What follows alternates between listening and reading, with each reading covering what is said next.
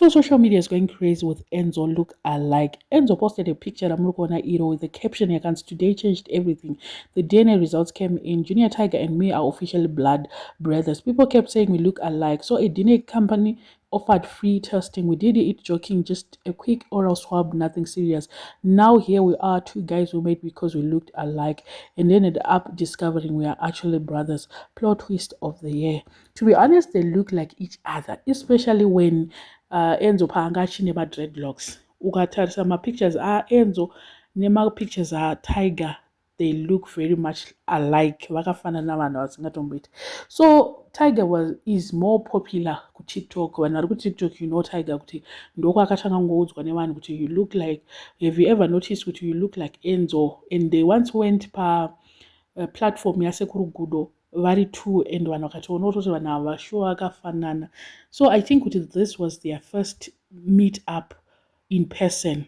Then Enzo talked about my DNA and the likes. This is not actually true.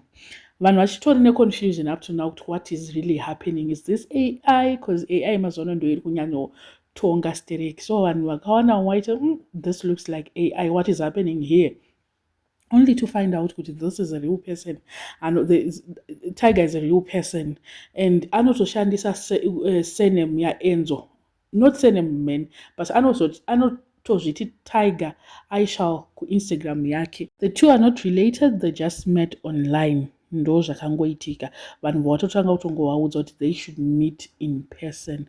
Tiger anotogara zvake kunyamapanda, ndoko anogara, and then tongoziva kuti Enzo stays in Harare. Ndo zviri kunzi nevanhu yeyo Enzo akutopuma baba wake chihure ari kuti no, they are just joking about this whole thing. Kufanana kwacho kunototyisa, muromo, shape yemusoro, maoko zvese zvakafanana, and masimilarities achoka, they are just too much. They are just too much.